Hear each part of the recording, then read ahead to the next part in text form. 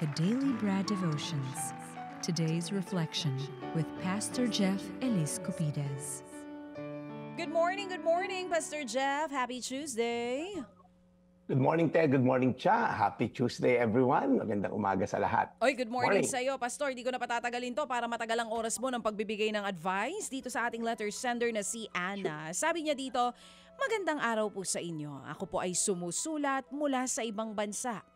Pangalanan niyo na lang po ako na Anna, 34 years old, isang OFW na nasa Middle East at halos 6 na taon na po ako dito.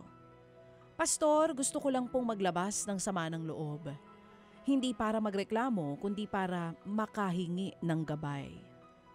Aminado ako na isa sa pinakamahirap na parte ng pagiging OFW ay hindi lang yung homesickness, kundi yung hindi matapos-tapos sa paghingi ng pera ng mga kamag-anak ko sa Pilipinas.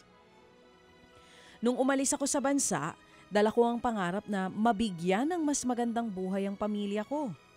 Ang mga magulang ko, mga kapatid ko, at kahit paminsan-minsan mga pinsan at tiyahin ko. Hindi ko naman pinagsisisihan yon. Mahal ko po sila.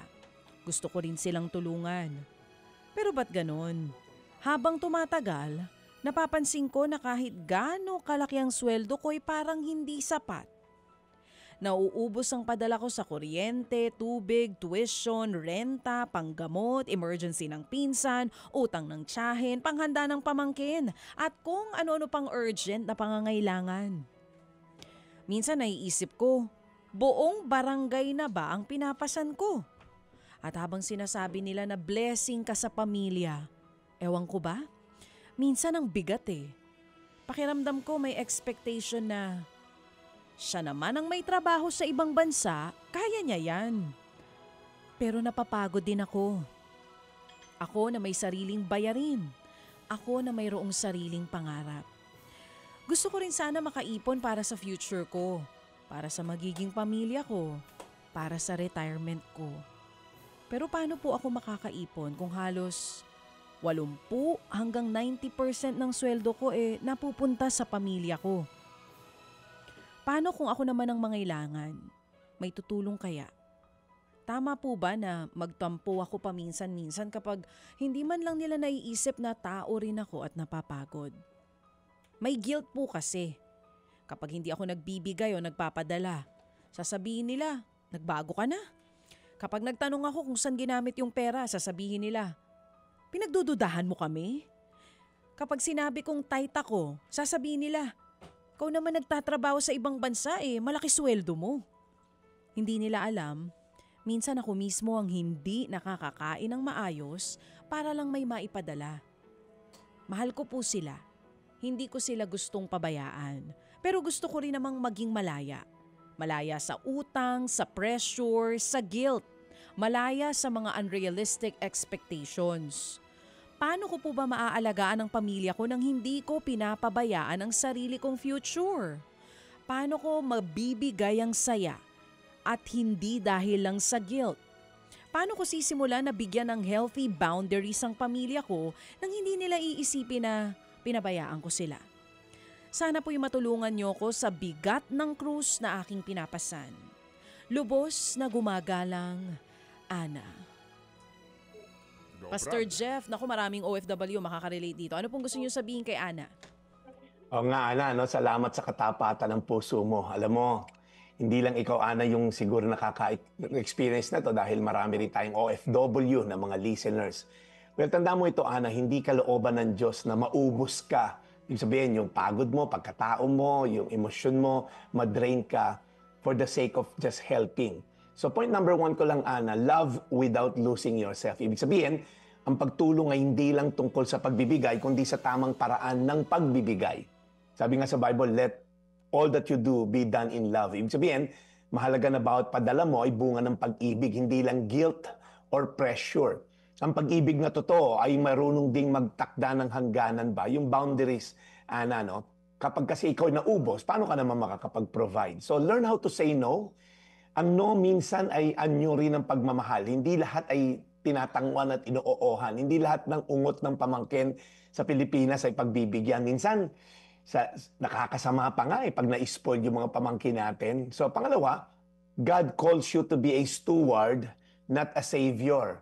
Sabi sa Kawikaan 11:25, ang taong mapagbigay ay magtatagumpay sa buhay.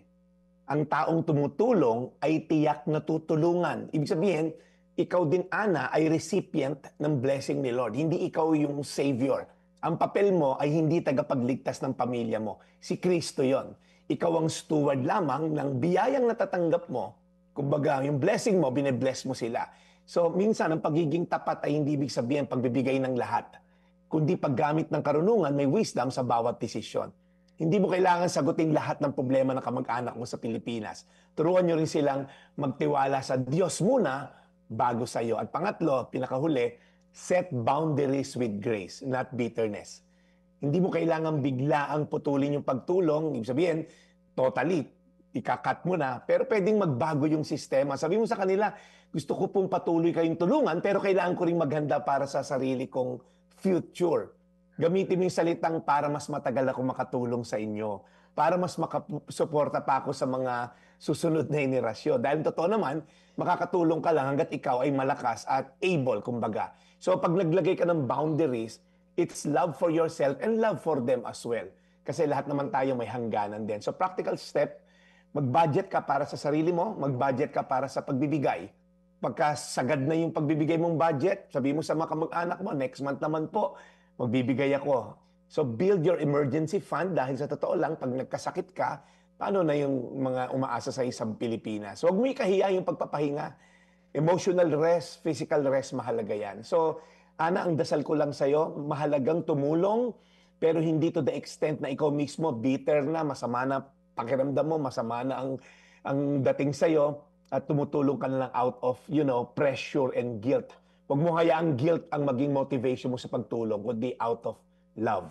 Sabi sa Kawikaan 11:25, Ana, para sa ito, ang taong mapagbigay ay magtatagumpay sa buhay. Ang taong tumutulong ay tiyak na tutulungan. Tayo manalangin. Lord, salamat kay Ana na napakabusilak ng puso. Lord, binibigay niya lahat-lahat sa kanyang mga kamag-anakan dito sa Pilipinas. Pero Lord, dapat may hangganan din, meron ding limitasyon dahil siya rin mismo ay may limitasyon physically, emotionally.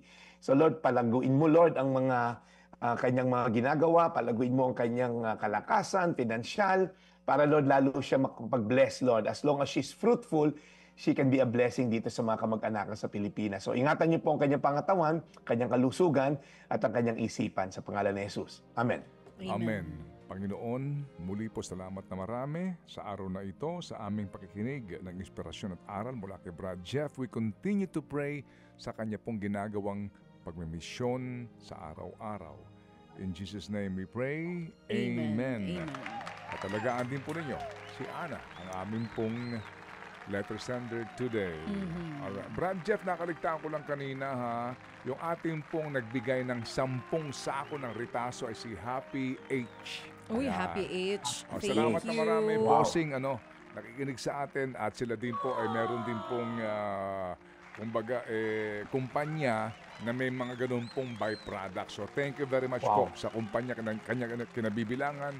Alam niyo pong alam po namin na kayo po ay gusto rin tumulong sa mga tulad po ditong sila Mary Jane at sa kanyang nanay na si Marilyn. Okay.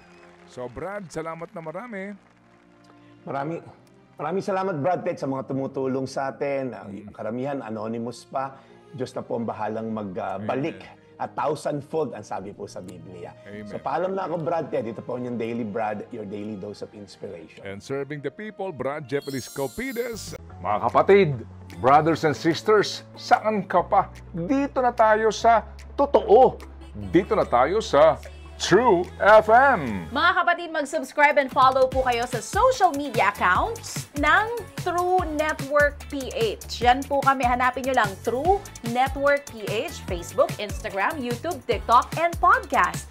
Mapa Apple or Spotify man yan, mahahanap nyo kami. Lahat ng mga napapanood at napapakinggan nyo po sa programa, nasa social media accounts namin yan. So, paano mga kapatid? See you sa social media!